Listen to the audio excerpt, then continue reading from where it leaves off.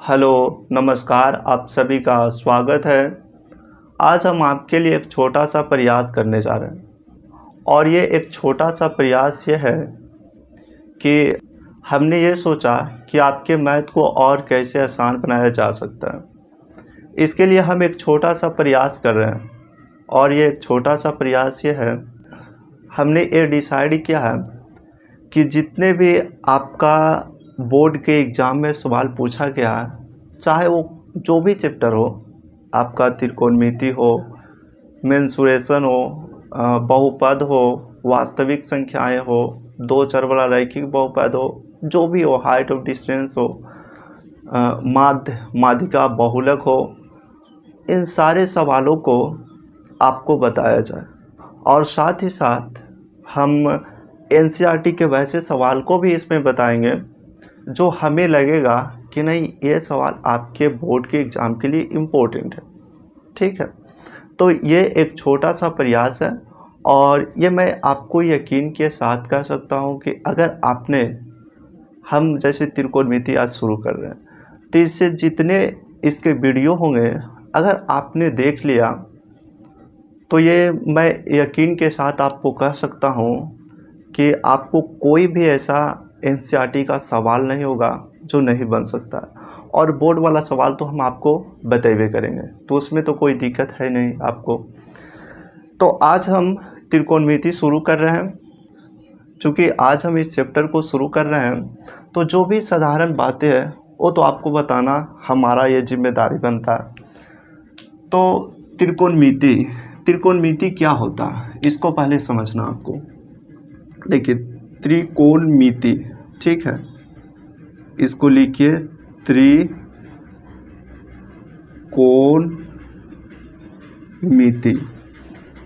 ठीक है। यानी ये जो शब्द बना है त्रिकोणमिति, तो इसको लिखेंगे त्रिकोण और मिति, ठीक है। अच्छा, त्रि मतलब क्या हो सकता है? त्रि मतलब तीन, कोण को हम कोण ही लिख सकते हैं, ठीक है। और मिति मीन्स होता है परिमिति या परिमाप, ठीक है, परिमिति या परिमाप, और इसी को हम लोग मापन भी बोलते हैं।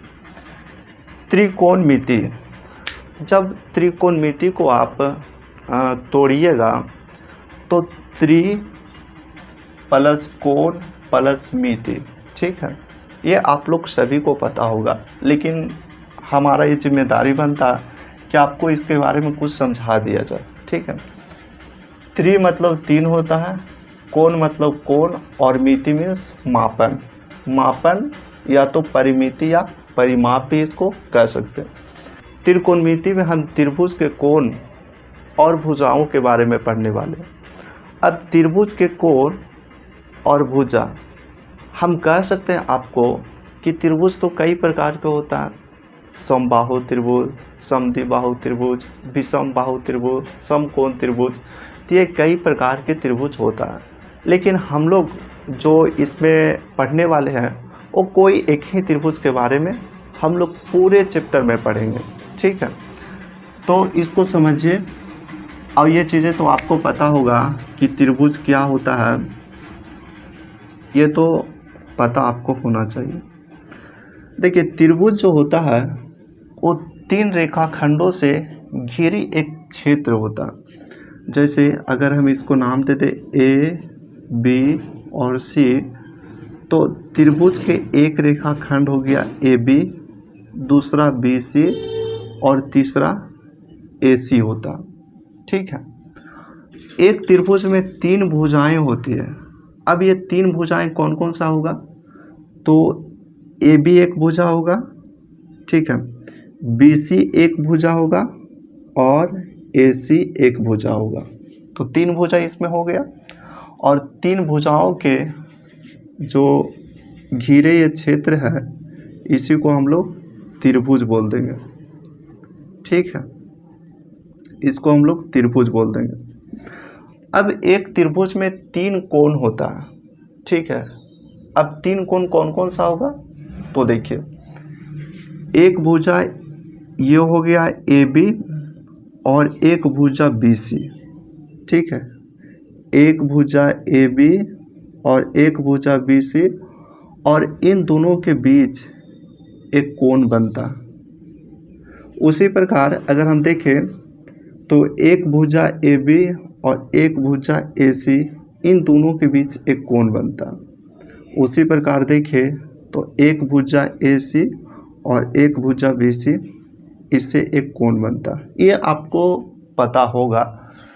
तो हम लोग देख लें कि एक त्रिभुज में तीन भुजाएं होती है, ए बी, बी सी और ए सी, और तीन कोण होता है, कोण ए, कोण बी और कोण सी।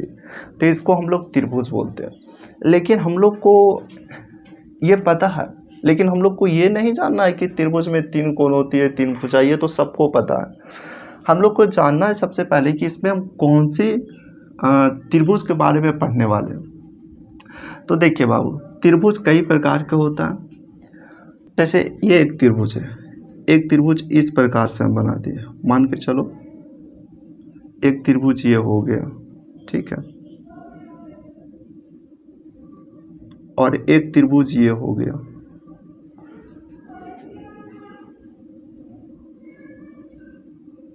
तीन प्रकार के त्रिभुज बना दिए, हम इसको बोल दिए समबाहु त्रिभुज, ठीक है, लिख देते हैं आपको समबाहु त्रिभुज। इसको बोलते हैं समद्विबाहु त्रिभुज,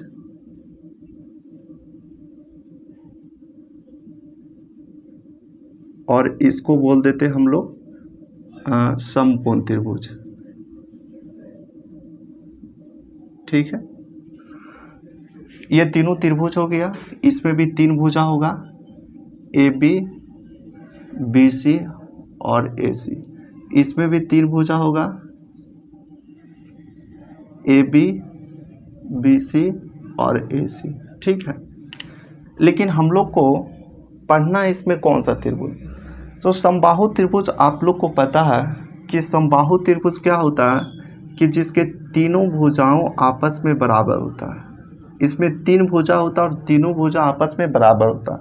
जितना लंबाई ए बी का होता है उतना लंबाई बी सी का होता है, उतना लंबाई ए सी का होगा।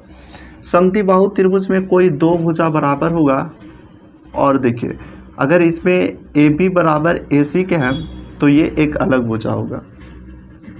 और जो हम लोग को इसमें पढ़ना है वो हम लोग को पढ़ना है समकोण त्रिभुज, यानी इन दोनों त्रिभुज को हमको कोई लेना देना नहीं है, ठीक है।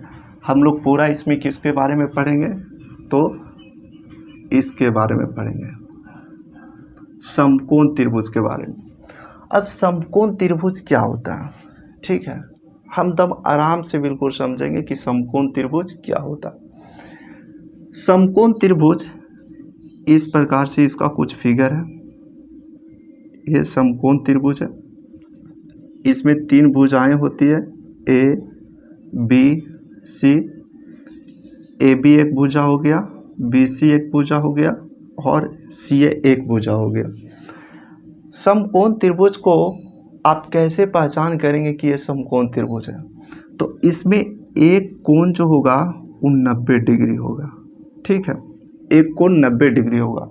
देखिए इसमें आपको नहीं दिख रहा होगा कहीं कि एक कोण 90 डिग्री है, लेकिन इसमें ए बी सी में तीन कोण हो गया, कोण ए, कोण बी और कोण सी। लेकिन कोण बी जो है वो 90 डिग्री है।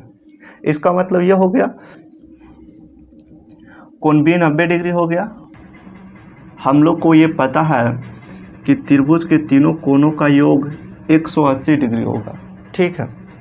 तीनों कोणों का योग 180 डिग्री है। अगर एक कोण 90 डिग्री तो ये दो कोण 90 डिग्री से छोटा होगा। कहने का मतलब यह हुआ कि अगर एक कोण 90 डिग्री है तो ये दोनों कोण जो होंगे वो 90 डिग्री से छोटा होगा। अगर मान लो इसको 30 डिग्री तो ये 60 डिग्री होगा, अगर ये 60 होगा तो ये 30 होगा, ठीक है। ये आप लोग को पता है। अब हम लोग को जानना ज़रूरी है उसके बारे में अब हम लोग पढ़ाई करेंगे। यहाँ से आपका टॉपिक एक तरह से स्टार्ट हो जाता है, और यहीं से जो टॉपिक स्टार्ट होगा वो अगले क्लास में हम इसी पर पूरा बेस्ड आपको सवाल बताएंगे, ठीक है। सबसे पहले आप एक समकोण त्रिभुज को बनाइए। सबसे पहले एक समकोण त्रिभुज को बनाइए, ठीक है। समकोण त्रिभुज में आप लोग को हम बता दिए हैं कि एक कोण 90 डिग्री का होता है, एक कोण 90 डिग्री का होता है। एक चीज़ आप लोग ध्यान दो, ऐसे भी आप लोग, कि अगर हम AB और BC और AC को देखें, किसको, AB, ठीक है, AB BC भुजा को देखिए आप, और AC को भुजा को देखिए। इसमें सबसे बड़ा आपको कौन नज़र आ रहा है? तो आप यही ना कह सकते हैं कि इसमें सबसे बड़ा भुजा AC है। अगर कहीं भी आपको 90 डिग्री देखे, कहीं भी आपको 90 डिग्री दिखे, तो 90 डिग्री के सामने की जो भी भुजा होगी वो सबसे बड़ी भुजा होगी, ठीक है। कहीं भी अगर आपको त्रिभुज में, समकोण त्रिभुज में 90 डिग्री दिखे, तो 90 डिग्री के सामने की जो भुजा होगी वो सबसे बड़ी भुजा होगी। और जब सबसे बड़ी भुजा होगी, जैसे कि अगर मान के चलो कि एक घर में किसी का 3 बेटे, और एक बहुत लंबा है और 2 लगभग सेम हाइट का, लंबाई का, तो ऐसा थोड़ी है उसको हम कुछ नाम नहीं रखेंगे। अगर लंबा है तो उसको भी कुछ नाम होगा, तो इसको आप नाम दे दीजिए कर्ण, ठीक है। इसका नाम क्या दे देंगे हम, कर्ण। तो 90 डिग्री का सामने की जो भुजा होती है वो सबसे बड़ी भुजा होती है, और उसको हम लोग कर्ण बोल देते हैं। अब बाकी 2 भुजा बच गया, उसको आप नाम दे दीजिए। एक को आधार लिख दीजिए, आधार, और एक को लंब लिख दीजिए, ठीक है। ये 3 भुजा आपको पता हो गया कि अगर 90 डिग्री के सामने की भुजा है तो कर्ण बोलेंगे, बाकी 2 जो भुजाएं हैं वो एक को लंब बोल देंगे और दूसरा को आधार बोल देंगे, ठीक है। यहाँ तक आपको पता हो गया। देखिए, कर्ण को इंग्लिश में हाइपोटेनस बोलते हैं, ठीक है। तो हाइपोटेनस को शॉर्ट में हम लोग इसको H लिख देते हैं, ठीक है बाबू। लंब को परपेंडिकुलर बोलते हैं और इसको हम लोग P लिख देते हैं, ठीक। आधार को बेस बोलते हैं और इसको B लिख देते हैं। ये आपको पता होनी चाहिए। कर्ण को इंग्लिश में हाइपोटेनस बोलते हैं, इसको H लिखते हैं। लंब को परपेंडिकुलर बोलते हैं, इसको P लिखते हैं। और आधार को बेस बोलते हैं, इसको B लिखते हैं, ठीक है। इस कोई दिक्कत नहीं। अब आपके दिमाग में एक सवाल आ रहा होगा कि सर हम ये कैसे पता कर सकते हैं कि लंब कौन हो सकता है और आधार कौन होगा। हम तो ये पता कर ली कि 90 डिग्री के सामने की जो भुजा होगी वो कर्ण होगी, लेकिन सर हम यहाँ कहाँ है लंब लिख सकते हैं, यहाँ कहाँ है हम लंब लिखेंगे। तो देखिए, इसको आप समझिए। अभी इसको हम मिटा देते हैं, ठीक है। इसको अब हम इसको पता करते हैं कि हम लंब किसको कहेंगे और आधार किसको कहेंगे, ठीक है। ध्यान से देखिएगा, और ये चीज़ें काफ़ी इम्पोर्टेंट है।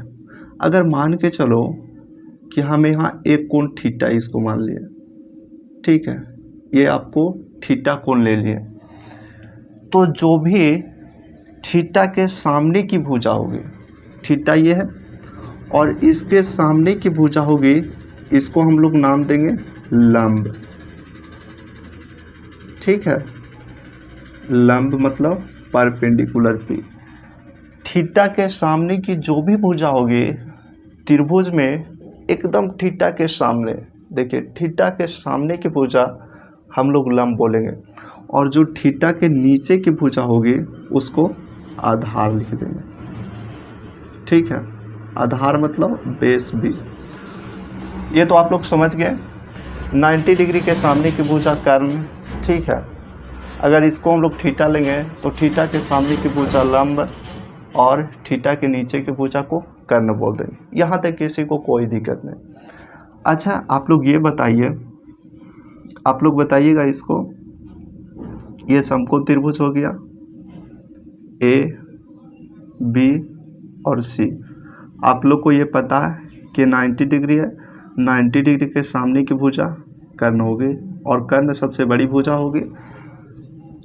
अब हम यहाँ पर थीटा को ले लेते हैं, अभी तो हम ये ले रहे थे, अब हम यहाँ पर थीटा को ले लेते हैं, तो हम लंब और आधार कैसे डिसाइड करेंगे, हम किसको लंब बोलेंगे और किसको आधार बोलेंगे, ये आप लोग बताइए जरा। आप लोग वीडियो को पॉज कीजिए और इसको सोचिए कि हम किसको लंब बोल सकते हैं और किसको आधार बोल सकते हैं, ठीक है। तो यहाँ पर भी बस वही कॉन्सेप्ट आपको लगाना, क्या लगाना कि अच्छा ये थीटा है, थीटा के सामने का जो भुजा होगा उसको हम लोग लंब बोल देंगे और इसको पी लिख देंगे, और बाकी जो देखिए इसके नज़दीक में एक ये भुजा हो गया और इसके नज़दीक में एक ये भुजा, तो इसको तो हम लोग कर्ण दे दिए ना, ये कर्ण हो गया और जो बच गया ये आधार हो जाएगा। कोई दिक्कत, किसी को कोई दिक्कत इसमें? थीटा के सामने के भुजा, थीटा के सामने की भुजा लंब होता है, 90 डिग्री के सामने की भुजा कर्ण होता है और जो बच गया वो आधार होता है। तीन तो भुजा हो ही करता है, लंब कर्ण आधार, लंब आधार कर्ण, ठीक है। अच्छा हम इसको ऐसे करते हैं,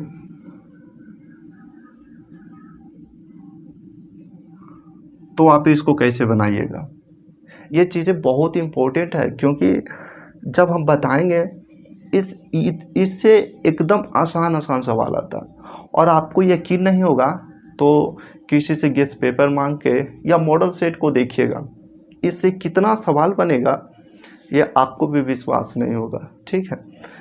तो इसमें हम कैसे लंब आधार और कर्ण को लिखेंगे, तो ये बाबू 90 डिग्री होगा, ठीक है, 90 डिग्री के सामने की भुजा कर्ण होगी,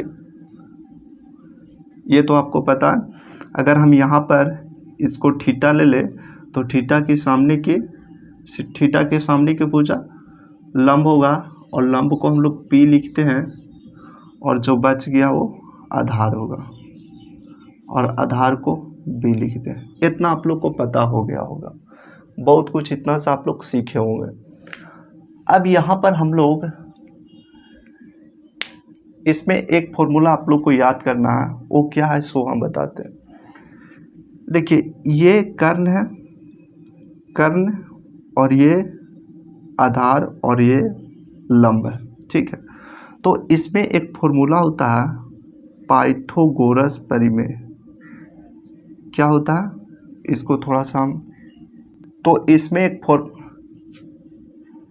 फॉर्मूला होता है पाइथागोरस परिमेय, पाइथागोरस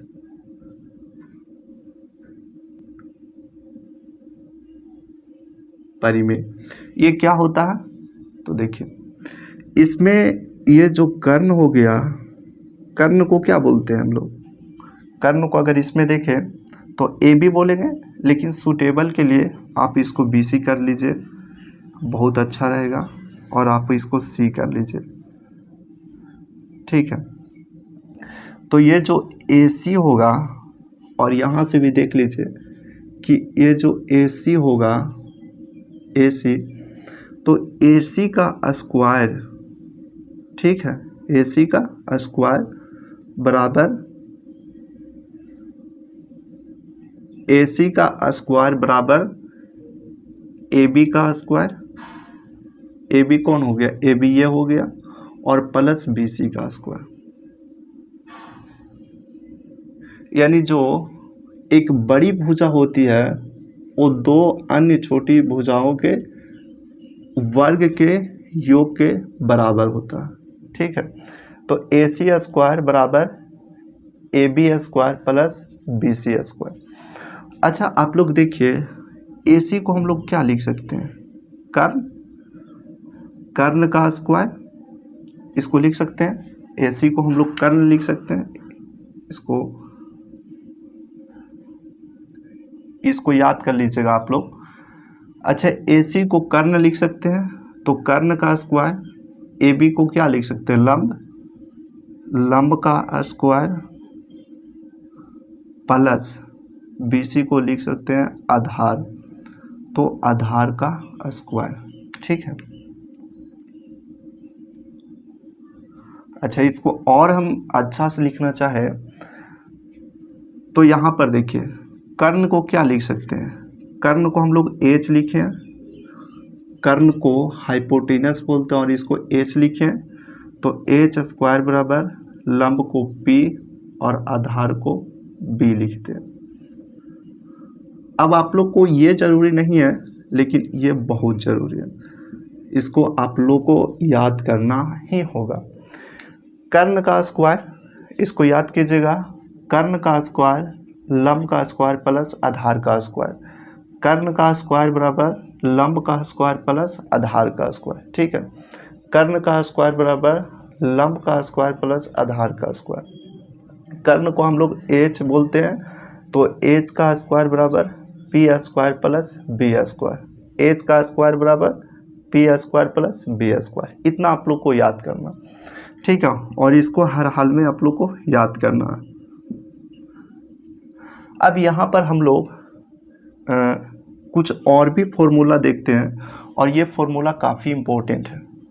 ठीक है, जब तक आप पढ़िएगा त्रिकोणमिति तब तक ये फॉर्मूला आपको काम देगा, यानी इससे आप दूर नहीं हो सकते हैं, ये ऐसा फॉर्मूला। ठीक है, देखिए ये कर्ण है, ये लंब है और ये आधार है, ये तीन है। इसमें अगर हम मान के चलो कि लंब और कर्ण में भी दोस्ती है, ठीक है, और आधार और कर्ण में भी दोस्ती है, दोनों को दोस्ती है। ये ऐसा भी हो सकता है कि लंब कोई ये बॉय हो सकता है और इसकी ये गर्लफ्रेंड हो सकती है, ये भी कोई बॉय है और इसकी ये गर्लफ्रेंड हो सकती है। ठीक है, यानी कि दो बॉयज और एक गर्लफ्रेंड उसका। तो देखिए क्या होगा, इसको कैसे कैसे हम लोग याद करेंगे, बस समझाने के लिए आपको बता रहे हैं। जैसे ये कर्ण है, इसका नाम क्या है, कर्ण है, ये कोई मान के चलो कि कोई लड़की है, कर्ण। ठीक है, और ये लंब है, लंब कोई लड़का का नाम है, लंब। तो अगर हम ये लंब है, ये लंब इससे जाता है मिलने के लिए। ठीक है, लंब जाता है मिलने के लिए, और नीचे कर्ण है, लंब बटा कर्ण, क्या लिख दे, लंब बटा कर्ण। तो इसको हम लोग बोलते हैं साइन थीटा, लंब बटा कर्ण, और इसको बोलते हैं साइन थीटा, साइन थीटा इसको बोलते हैं। अगर हम आपसे ये कहें कि साइन थीटा का फॉर्मूला क्या होता है, तो आपको बताना लंब बटा कर्ण। ठीक है, अच्छा, इसको अगर आप लिखना चाहें तो और भी इसको छोटा लिख सकते हैं, इसको ऐसे भी याद कर सकते हैं कि साइन थीटा बराबर हो सकता है, ये हो गया हमारा लंब, यानी P, लंब को P लिख सकते हैं और कर्ण को H लिख सकते हैं। ठीक है, तो ये दोनों चीज़ आपको याद करके रखना है कि साइन थीटा बराबर लंब बटा कर्ण होता है और P बटा H होता है, परपेंडिकुलर बाई हाइपोटेनस। ठीक है, अच्छा, यहाँ से कॉस थीटा बराबर लिखिए, कॉस थीटा बराबर क्या लिख सकते हैं, कॉस थीटा आधार बटा कर्ण, क्या लिख सकते हैं, आधार बटा कर्ण। यानी जब लंब बटा कर्ण हो जाएगा तो उसको साइन थीटा नाम देंगे। ठीक है, और जब आधार बटा कर्ण हो जाएगा तो उसको कॉस थीटा नाम देंगे। तो इसको भी हम लोग शॉर्ट में लिख सकते हैं, कौन बड़ी बात है। कॉस थीटा बराबर क्या लिख सकते हैं, तो ये B हो गया और ये H हो गया, B बटा H। ठीक है, अगर हम आपसे पूछे कि कॉस थीटा बराबर फॉर्मूला बताओ बाबू, तो आपको बताना है आधार और बटा कर्ण होता है। ठीक है, आधार हो गया B और कर्ण हो गया H। टेन थीटा बराबर फॉर्मूला बताओ, तो टेन थीटा बराबर लिखेंगे ये बचा कौन, ये और ये, यानी कि लंब और बटा आधार। और सर लंब और बटा आधार को हम लोग tan थीटा बोलते हैं। और tan थीटा को अगर शॉर्ट में लिखना चाहे तो P/B होता है। ये आपके लिए एकदम इम्पोर्टेंट है, ठीक है। ये सारे फॉर्मूला एकदम इम्पोर्टेंट है। एक यहाँ से ये हो गया और यहाँ से ये हो गया।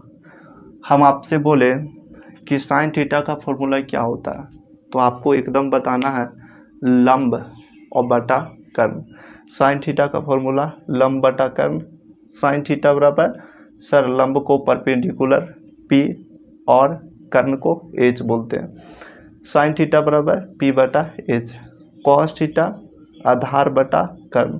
कॉस थीटा आधार बटा कर्ण। आधार बटा कर्ण, आधार को P और कर्ण को H, सॉरी आधार को B और कर्ण को H, B/H। tan थीटा, इसमें अब हम लोग को 3 और भी फॉर्मूला देखना है। एक है कॉसेक थीटा, एक है सेक थीटा और एक है कॉट थीटा। अब देखिए sine theta, cos theta, tan theta, ये 3 चीज़ पहले आप लोग याद कीजिए। साइन थीटा, कॉस थीटा और tan थीटा। इसके बाद कॉसेक थीटा, सेक थीटा और ये कॉट थीटा जो होता है वो इन्हीं तीनों का उल्टा होता है। आपको ऐसे याद करना, नहीं तो आप कंफ्यूज कर जाइएगा। Sign theta, cos theta, tan theta, sign theta, cos theta, tan theta, sine theta का उल्टा कॉसेक थीटा, कॉस थीटा का उल्टा सेक थीटा और tan थीटा का उल्टा कॉट थीटा। साइन का उल्टा साइन का उल्टा कॉसेक, कॉस का उल्टा सेक और tan का उल्टा कॉट, ठीक है। अब देखिए बाबू, उल्टा मतलब क्या होगा कि जो चीज़ मान के चलो कि ये पेन है, ठीक है। ये पेन में अभी ये जो कवर इसका है वो नीचे है, उल्टा करेंगे तो क्या होगा, इस प्रकार हो जाएगा। यानी जो चीज़ इसमें नीचे है, ये कवर नीचे है, उल्टा करे के बाद ऊपर आ जाएगा। इसका मतलब ये हुआ कि अगर ये कर्ण और ये लंब है तो जो चीज़ नीचे है वो ऊपर और जो ऊपर है वो नीचे आ जाएगी, ठीक है। तो इसको लिख दीजिए, जो चीज़ नीचे है वो ऊपर, यानी कर्ण नीचे है तो ऊपर और ये लंब ऊपर है तो नीचे, ठीक है। उसी प्रकार इसमें लिख दीजिए, कर्ण नीचे है, कर्ण नीचे है तो इसको ऊपर ले लाइए और आधार को नीचे ले लाइए, कर्ण बटा आधार, ठीक है। उसी प्रकार tan है, tan में आधार को ऊपर ले लाइए और लंब को नीचे ले लाइए, आधार बटा लंब। ये चीज़ हम आपको बताएं कि जो चीज़, यानी कि हम कॉसेक और सेक और कॉट थीटा में क्या करते हैं कि इन तीनों फॉर्मूला को उल्टा करके लिखते हैं। साइन का उल्टा कॉसेक थीटा, कॉस का उल्टा सेक थीटा और यानी बाबू देखो, कर्ण बटा लंब, इसको शॉर्ट में क्या लिख सकते हैं, कर्ण बटा लंब को, कर्ण को H लिखेंगे और लंब को P लिखेंगे। कर्ण बटा आधार H/B और इन तीनों को यह चीज़ हम लोग लिखेंगे, कॉसेक थीटा कर्ण बटा लंब H/P, सेक थीटा कर्ण बटा आधार H/B, कॉट थीटा आधार बटा लंब और P/B। तो यही फॉर्मूला आप लोग को इतना, और ये चीज़ इम्पोर्टेंट फॉर्मूला, और हर हाल में इन तीनों और ये 3 को याद करके रखना है। कल ऐसे हम जब आएंगे तो इसका रिवीजन करवा देंगे, लेकिन हर हाल में ये चीज़ आपको याद होना चाहिए। और कल इसी पर बेस्ड हम लोग कुछ सवाल को भी करेंगे, ठीक है।